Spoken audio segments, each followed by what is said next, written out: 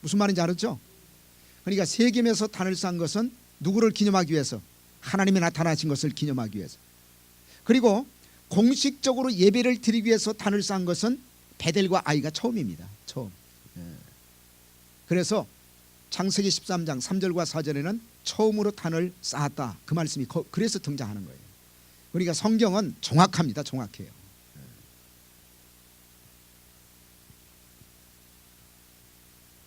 그러니까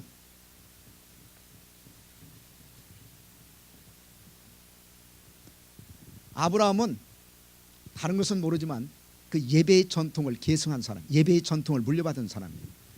우리가 성경에서 예배를 처음으로 드렸던 사람이 등장하고 있죠. 처음으로 드렸던 사람이 누구냐면 가인, 그 다음에 아벨이죠. 아벨. 가인과 아벨. 창세기 4장에 보시면 제사를 드렸죠. 제사.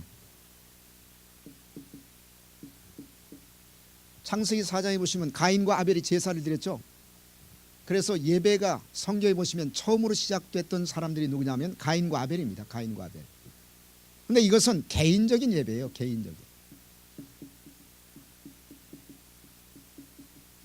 그러면 공식적이고 규칙적인 예배는 누구 때부터 시작이 됐느냐? 에노스 때부터 시작이 돼요.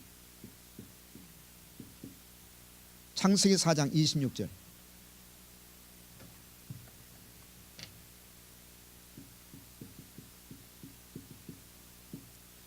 이때는 공식적이고 그 다음에 규칙적인 예배입니다.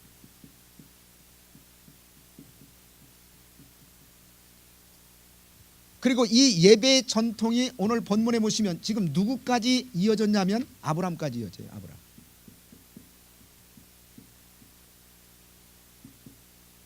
이게 창세기 12장 8절 말씀이에요. 창세기 12장 8절 말씀. 그래서 가인과 아벨부터 시작됐던 이런 예배의 전통이 이제 에노스 때는 공식적이고 규칙적인 예배로 바뀌게 됐고, 그리고 이 에노스 때 만들어졌던 공식적이고 규칙적인 예배의 전통이 지금 누구까지 내려왔냐면 아브라함 때까지 내려온 거예요. 아브라함 때. 그래서 아브라함은 가는 곳마다 단을 쌓았다고 제가 말씀을 드렸죠. 그리고 장막을 치고, 그래서 단을 쌓았다, 이것은 예배를 드리는 삶을 살았다, 그 얘기고, 장막을 쳤다는 얘기는 아브라함이 나그네 인생을 살아갔다는 것을 우리에게 보여주고 있습니다. 제가 지난주에 설교를 했죠. 근데 이제 우리는 여기에서 굉장히 중요한 교훈을 발견할 수가 있어요.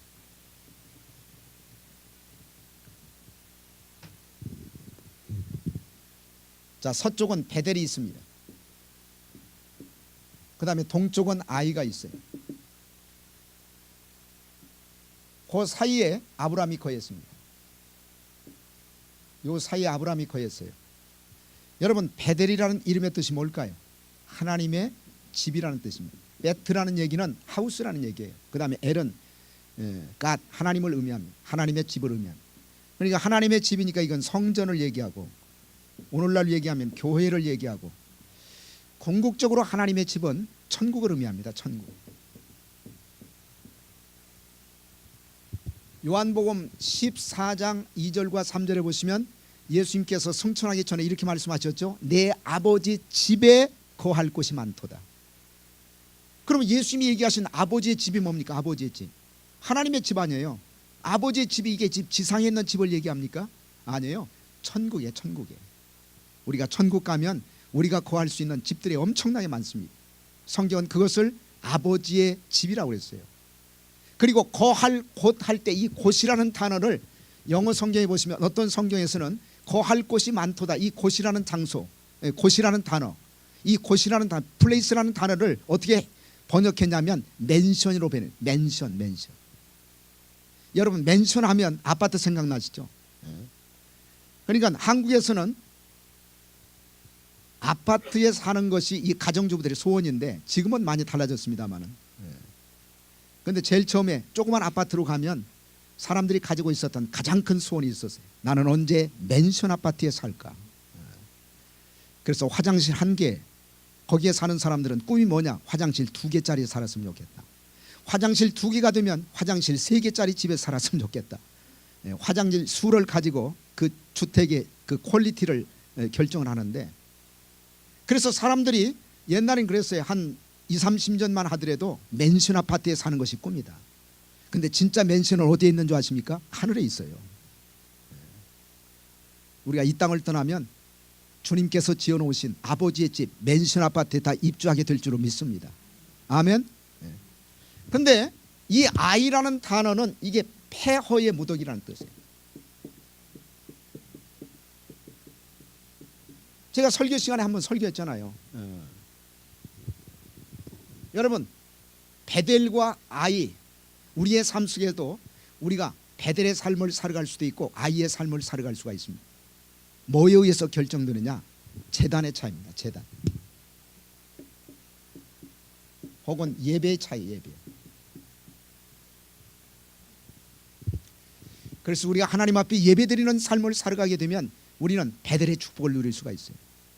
하나님의 집, 성전에서 하나님을 만나는 축복, 하나님과 교제하는 축복, 그리고 우리가 이 땅을 떠나는 그 순간 하나님의 집에 영원히 거하는 축복을 우리가 체험할 수가 있습니다.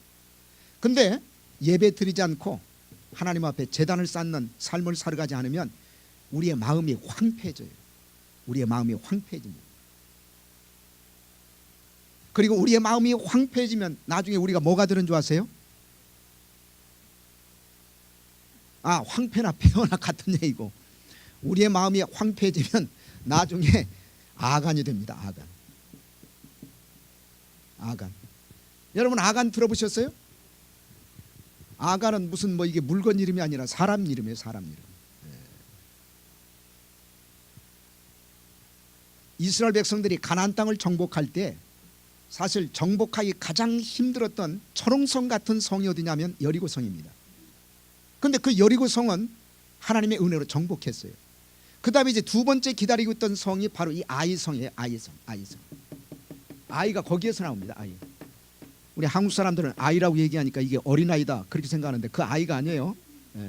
이름입니다. 이름. 근데 이 아이성은 굉장히 작아요. 그리고 그 성 안에 살고 있는 사람도 12,000명 정도밖에 안 돼. 아주 작은 성입니다. 아니 그러면 여리고성을 정복했던 이스라엘 백성들이 당연히 아이성도 정복해야 되지 않습니까? 그런데 그 아이성 정복에 실패하고 말았어요. 왜 실패했느냐? 이 사람 때문에. 이 사람 때문에.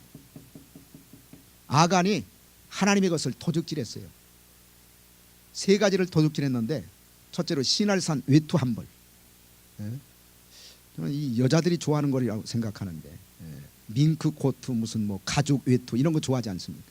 그 다음에 두 번째는 은 200세겔, 그 다음에 금덩어리 하나, 이거 도둑질해 가지고 숨겨놨어요. 하나님이 그걸 아신 겁니다. 그래가지고 이 아이성 전투에서는 이스라엘 백성들이 패배하고 말았거든요. 그래가지고 아이성 전투에서 이스라엘 백성들이 이제 전사자들이 막 소출하고 그러니까 이스라엘 백성들의 마음이 녹아내렸다고 그래요. 녹아내렸다.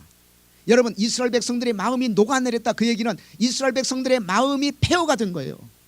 그러니까 말 그대로 이루어지지 않았습니까? 자, 여호수아서 7장 한번 찾아보세요.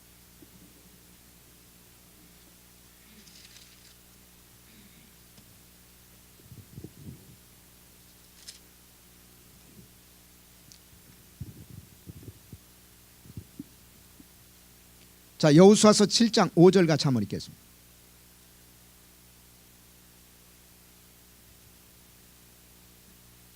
자, 같이 읽겠습니다. 시작. 아이 사람이 그들의 36인쯤 죽이고 성문 앞에서부터 스바림까지 쫓아와서 내려가는 비탈에 쳤으므로 백성의 마음이 녹아 된지라. 그러니까 몇 명이 죽었냐면 그 조그만 성을 점령하는 데 나갔다가 36명이 죽었어요. 그리고 계속 이스라엘의 군대가 쫓겨가지고 뒤로 이제 후퇴하기 시작합니다. 그 광경을 봤던 이스라엘 백성들의 마음이 녹아내렸어요. 녹아내렸어요. 그러니까 녹아내렸다는 얘기는 이게 마음이 황폐가 되어버렸다는 얘기예요. 그러니까 그 이름의 뜻대로 된 거 아닙니까? 그래가지고 1차 전투에서 실패했어요. 근데 하나님이 다시 이제 2차 전투, 그래가지고 다시 이제 올라가라고 말씀하십니다. 그래가지고 2차 전투에서는 아이성을 정복했어요. 정복. 아이성을 정복하고 난 다음에 여호수아 이스라엘 백성들이 아이성을 어떻게 처리했을까? 불살라 버렸어요. 불살라 버렸어요. 자, 여호수아서 8장 28절 같이 한번 읽게. 그래가지고 아이성이 뭐가 됐느냐? 폐허의 무더기가 돼버린 거예요. 어떻게 이렇게 이름의 뜻대로 됩니까? 예? 자, 8장 28절 한번 찾아보세요. 8장 28절. 자, 같이 읽겠습니다. 시작. 이에 여호수아가 아이를 불살라 그것으로 영원한 뭐를 만들었더니 무더기를 만들었더니 오늘까지 황폐하게 하였으며. 거기 보세요. 무더기를 만들었다고 그랬죠. 그래서 어떻게 됐냐면 황폐하게 되었다. 그러니까 황폐의 무더기 혹은 폐허의 무더기가 된 거예요. 말 그대로 된 거 아닙니까? 그래서 이스라엘 백성들이 가나안 땅을 점령할 때에 불살랐던 장소가 세 군데밖에 없어. 불살랐던 장소. 나머지는요 정복하고 난 다음에 불살르지 않았어요. 가나안 땅을 정복할 때 불살랐던 장소는 몇 군데밖에 없다? 세 군데밖에. 그 중에 하나가 바로 아이입니다. 아이성. 첫째가 어디냐면 첫째가 여리고입니다. 여리고. 이게 여호수아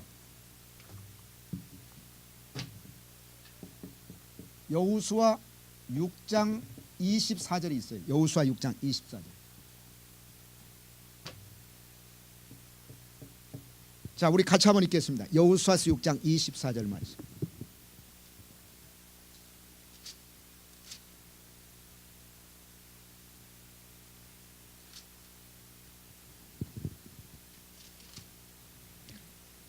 자, 같이 읽겠습니다. 시작. 무리가 불로 성읍과 그 가운데 있는 모든 것을 사르고 은금과 통철 기구는 여호와의 집 곳간에 두었더라. 그래서 첫 번째로 불살랐던 장소가 여리고입니다. 여리고. 그 다음에 두 번째로 불살랐던 장소가 바로 아이예요. 아이. 이게 이제 여호수아 8장 28절에 있어요. 여호수아 8장 28절.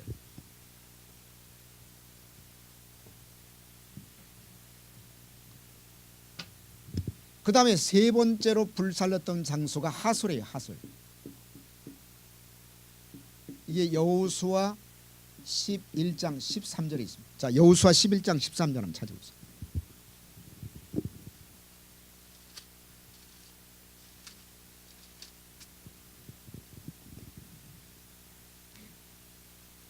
자, 같이 읽겠습니다. 시작. 여호수아가 하솔만 불살랐고 산 위에 건축된 성읍들은 이스라엘이 불사르지 아니하였으며.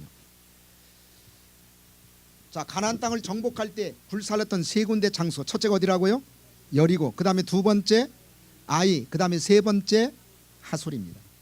왜 하나님이 불살르라고 말씀하셨느냐? 두 가지 이유입니다. 첫째는 그 성이 굉장히 큰 성이었을 때는 다 불살라 버리라고 했어요. 그 다음에 두 번째 끝까지 저항했을 때, 끝까지 대적하고 저항한 성은 다 불살라 버리라고 했어요.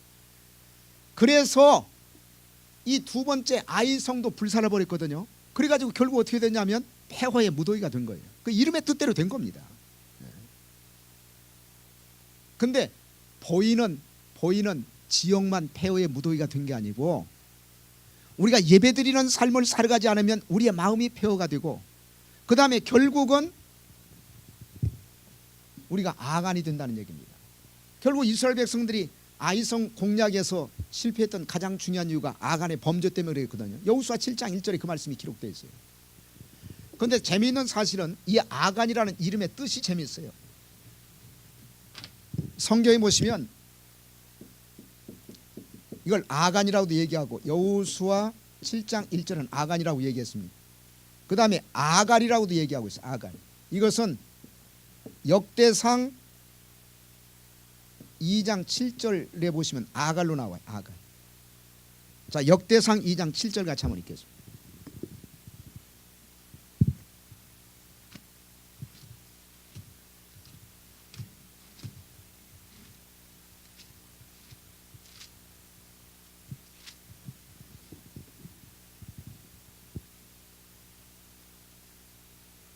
자, 같이 읽겠습니다. 시작. 가르미의 아들은 아갈이니 저는 마땅히 멸할 물건을 인하여 이스라엘을 괴롭게 한 자며. 근데 이 아간이라는 이름의 뜻이 뭐냐? 히브리 말로는 아칸입니다. 아칸. 아칸인데 이 이름의 뜻이 뭐냐면 골치 아픈 자, 그런 뜻이에요. 골치 아픈 자.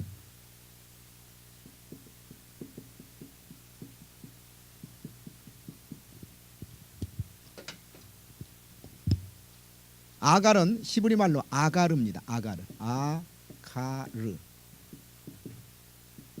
이 아갈의 이름의 뜻은 뭐냐면 괴롭게 하는 자, 그런 뜻이에요.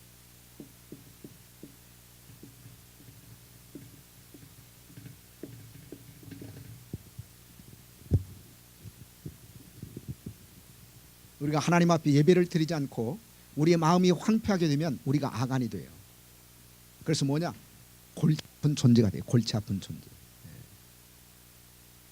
우리가 골치 아픈 존재가 돼서 되겠습니까? 우리가 피스메이커가 되고 말이죠. 우리가 하나님 앞에 기쁨과 영광을 돌리는 존재가 돼야지. 아간이 결국은 이스라엘 백성들 아주 골치 아프게 만든 거예요. 그래가지고 그 아이성 공격 때 패배하게 만들고 그것 때문에 사람이 죽고 말이죠. 그 다음에 아갈은 뭐냐? 괴롭게 하는 자. 하나님을 괴롭게 하고 이스라엘 백성들을 괴롭게 만들었던 사람, 그게 바로 아갈입니다.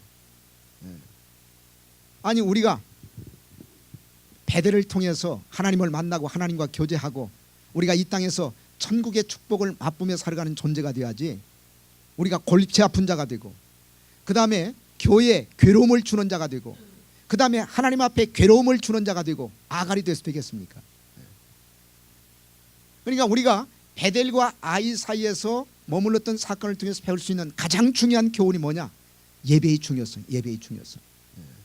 우리가 예배드리는 삶을 살아가고 그리고 예배를 통해서 하나님의 은혜를 체험하는 삶을 살아가면 우리의 삶이 베델로 바뀌어요.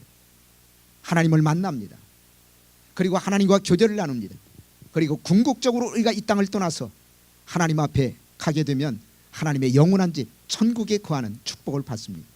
그러나 만약 우리가 예배를 드리지 않는 삶을 살아가게 되면 우리의 마음이 황폐해져요. 틀림없어요. 예배 벌써 한 달만 빠져보세요. 내 마음이 세상으로 그냥 가득 차. 세상 쓰레기들로 가득 차요. 그래서 마음이 점점 황폐해져. 육신은 편할지 모르지만 마음이 점점 황폐해져요.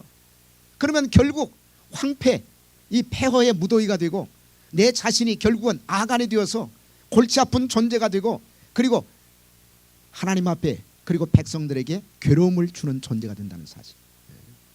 여러분, 예배가 여러분의 삶에 한복판에 있기를 주의 이름으로 축복합니다. 예배가 여러분의 삶을 새롭게 변화시킬 수 있는 가장 중요한 여러분의 삶의 핵심이 되시기를 주님의 이름으로 축복합니다. 우리가 베델을 통해서 예배의 중요성을 다시 한번 새롭게 깨달으시기를 주의 이름으로 축복합니다. 자, 우리가 네 번째까지 공부했고 그 다음에 다섯 번째.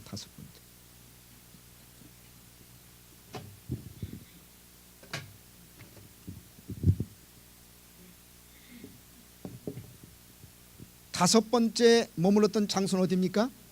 애굽이죠. 애굽. 에집트.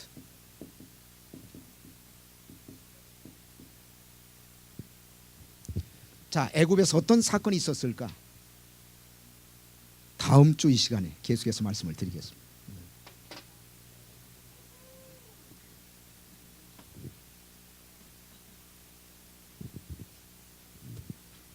어저께 설교 준비가 안 끝나가지고 새벽 2시까지 준비하고 또 아침에 일어나서 또 준비하고 왔어요. 그래가지고 지금 머리가 조금 복잡합니다. 그래서 다음 주에 제가 정신 차리고 애굽에 관해서 말씀을 드리도록 하겠습니다. 기도하시겠습니다. 네. 살아계신 아버지 하나님, 감사합니다. 오늘도 주시는 말씀을 통해서 예배가 얼마나 중요한지를 다시 한번 깨닫게 하시니 감사드립니다. 우리가 예배드리는 삶을 살아가면 베델의 축복을 누릴 수가 있지만 예배가 없는 삶을 살아가게 되면 우리의 삶은 아이가 되고 그리고 마지막에는 아간이 되어서 골치 아픈 존재, 하나님과 그리고 교회를 괴롭히는 존재가 될 수밖에 없다는 사실을 깨닫게 하시니 감사드립니다. 예배가 우리의 삶의 가장 중요한 한복판에 견고하게 세워지게 하여 주시옵소서. 예배를 통해서 하나님을 만나게 하시고 예배를 통해서 이 땅에서 천국의 축복을 경험하게 하시고 예배를 통해서 하나님의 축복을 받아 누리는 삶을 살아갈 수 있도록 도와 주시옵소서. 하나님, 이 땅에서 우리가 삶을 살아갈 때 여러 가지 많은 문제를 안고 인생을 힘겹게 살아가는 사람들이 많습니다. 우리 교회 성도들 가운데서도 문제가 해결되지 않고 또한 여러 가지 인생의 장애물 때문에 고통받고 어려움을 겪는 성도들이 있습니다. 하나님, 오늘 말씀처럼 한 번만 생각하여 주시옵소서. 하나님이 한 번만 생각해도 맡겼던 모든 것이 뚫려지는 형통의 축복을 받을 줄로 믿습니다. 과거에 우리가 저질렀던 모든 수치가 사라지는 축복을 받을 줄로 믿습니다. 하나님, 한 번만 생각해 주시면 갑절에 축복을 더하여 받는 역사가 일어날 줄로 믿습니다. 우리에게 하나님이 생각하시는 축복을 허락하여 주시옵소서. 올해에는 정말 하나님이 생각하심으로 말미암아 나일처럼 축복받는 인생을 살아가게 하시고, 우리 교회가 성전을 옮기게 하시고, 우리 교회 성도들의 사업이 번창하게 하시고, 자녀들이 잘되게 하시고, 몸의 건강도 회복하게 하시고, 정말 기쁨으로 인생을 살아가는, 그래서 간증하는 입술들이 늘어날 수 있도록 도와 주시옵소서. 한 사람도 나고자가 없게 하여 주시옵소서. 그렇게 될 줄로 믿사옵고 살아계신 예수 그리스도의 이름 받들어 감사하며 기도드리옵나이다. 아멘.